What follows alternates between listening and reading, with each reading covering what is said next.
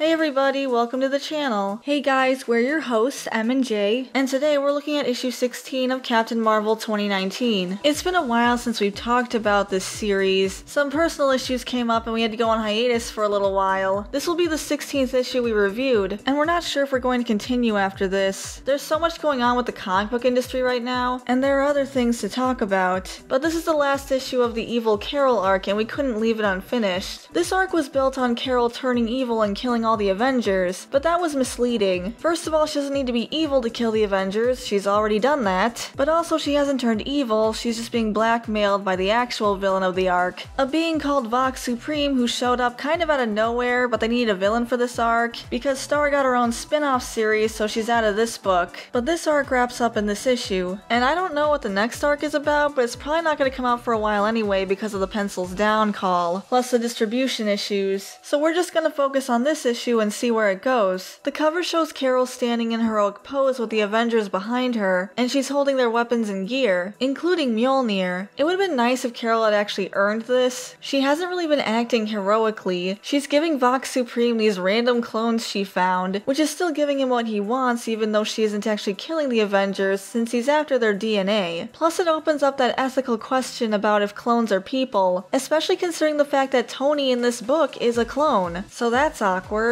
So this cover is alright, it just doesn't reflect the book. But the art is nice. The comic starts where the last one left off. Carol has kidnapped all of the Avengers and stuck them in Singularity, and then replaced them with unexplained clones that were lying around a S.H.I.E.L.D. facility. She hands them over to Vox Supreme, and now he's captured her. Who didn't see that coming? Maybe giving the bad guy everything he wanted wasn't a great idea. But it's okay because Tony Stark bailed her out. Tony was able to hatch a plan while Carol played decoy, because that's what you do in your own book, let the guest character figure everything out, while you be the distraction. It turns out Vox is sensitive to sound, so Tony made a device that could blast the suit off that she was trapped in. It only had a one-time use, but it got the job done. So their plan is for Carol to distract Vox in a big fight, while the rest of the heroes go with Singularity to defuse the bombs in the refugee camps, which it turns out have been placed inside children. They don't really explain how he did that. I don't mind that the characters are working together, but I do wish Carol would be more proactive in her own book. She did recruit Singularity, but this whole time she's been sticking Tony with coming up with a plan. At least Singularity finally gets to do something besides be a storage unit. We've been saying they should be letting her do more from the beginning. But now Carol's free from the suit so she can fight Vox. Captain America let her borrow his shield, and I don't mind him letting others borrow it. I just wish that we could see Carol's leadership skills. She is in the military, and she's a captain. So they fight, but Carol's still worried that she doesn't know much about Vox Supreme, and that puts her at a disadvantage. But while they're fighting, she ends up getting splashed with this green ooze. So Vox Supreme starts with a villain monologue, where it's revealed that Vox Supreme is a combination of the Supreme Intelligence and Vox, apparently the next evolution of the Inhumans. He goes on about how he's superior and blah blah blah, and apparently he wasn't just harvesting the DNA of the Avengers, he's planning on making a new species with their DNA, because apparently the Kree can't get enough of that. I know they're on the verge of extinction, but this is like the third time they've done this, and this isn't really about preserving their species, it's more about mad science. So Carol gets doused with this chemical ooze. I'm assuming it had all the DNA from the Avenger clones in it. They don't exactly explain it, but she turns into this giant hideous monster, and there are screaming faces of the other Avengers coming out of her body. It's pretty nasty, and it only gets nastier from here. But she attacks Vox Supreme, and also she can hear all these thoughts in her head that aren't hers, so I guess the clones were sentient, and now they want revenge. So I guess that answers that question. It's also pretty disturbing and sad. Her main priority is to distract Vox long enough for the Avengers to succeed, so she fights him off, but she also violently hurls multiple times. I guess her body is trying to purge the ooze, but still nasty. Meanwhile, the Avengers are rounding up all the children with the bombs in them and taking them to Singularity, where Tony is able to remove them safely. Back on the moon, Carol's still throwing up, and it's actually helping, but Vox doesn't realize that. He says that she was doused with 20 times more than they were expecting to give her, so he thinks it'll just kill her, and goes back to his experiments. Carol decides to call Mjolnir to help her fight Vox off. Apparently she's worthy because she has the Thor clone DNA in her, which isn't how that works. Worthiness isn't about DNA, otherwise that would imply some unfortunate things. But regardless, it works here. So Vox Supreme is monologuing only for Carol to get the hammer and then she pummels him with it. Then she traps him in the chamber that he was going to put her in. The vomiting has purged most of the DNA, so she's looking more normal, and she's able to burn the rest of it off. So I guess that's the last of those clones. I wonder if we'll ever get an explanation for that random cloning facility, but I guess they were just expendable, and now they're dead, after being horribly experimented on. Well, that's messed up. So she burns what's left of the DNA, and now she can't use Mjolnir anymore. The other Avengers show up to help, but she's already taken care of it. Thor isn't happy about Mjolnir being covered in vomit, which is understandable. Too bad Carol couldn't have just burned off all of the DNA. But since Vox is contained for now, they decide to take him to the raft. She says she's going to destroy everything of this place, including the clones, but does that mean she's also going to destroy the cloning facility on Earth? They don't specify, but this whole thing seemed pretty strange. Anyway, Carol thanks everybody for their help, not that they had much choice, but Steve pats her on the back and explains that she did the best she could, although there were better ways to handle this situation. But they all leave together. Then she blows up the facility and says thank you to Singularity. I still think Singularity was underutilized in this arc. She's pretty cool, but they basically just used her as a storage room until this comic, and even then she was basically just being used for transportation. They drop Vox off at the raft, and while there, the personnel explain that Star is missing, but Carol says she's working on it, so I guess we'll have to see how that goes. Then she has a pretty long inner monologue about how much she learned from this experience, but what about the last two arcs? I kind of felt like this one was the weakest, honestly. It would have been kind of interesting if we had gotten a civilian perspective on all of this, because the last arc in this series was about how people didn't trust her and thought she would go rogue because of her alien heritage, only for them to come to accept her at the end. But then in this arc, she seemingly goes rogue and kills all the Avengers. What would the people think of that? It also could have been a good way to connect the two arcs. And what about Rhodey? What would he think about all of this? It seems like she's killing all of their friends. Exploring these different perspectives could have been good drama, but that's not what we got, and instead she just goes home to rest. And that's the whole comic. So I guess it was all's well that ends well. So that was the end of the Evil Carol arc. This story was filled with plot conveniences, like these random clones that just happened to be lying around, and this random bad guy who can force Carol to be evil. They never explained how he could control her with that suit, or what it even was. I guess it's just some technology he has. It all felt so contrived. It wasn't very satisfying, but I don't really feel angry either. Just kind of annoyed and grossed out. The point of this arc was to just show how much stronger Carol is than the other Avengers, because they're really obsessed with her being the strongest Marvel hero. But it feels like she just has a lot of plot armor. Don't worry too much about her, she'll be fine. She has to be fine. And all this ends up taking the tension out of the book. It sucks out all the entertainment value, which actually makes it pretty boring. I will admit I wasn't expecting so much vomit, but now I'm just disappointed and grossed out. But those are our thoughts. What do you guys think? We'd love to hear from you. If you enjoyed this video, you can leave a like and subscribe to this channel to see more content like this. And if you want to support us, you can hit the join button and become a member, or you can donate to our GoFundMe, or you can buy us a coffee. Links for that will be in the description down below. Thanks for watching. We'll see you in the next video. Bye everyone. Bye guys.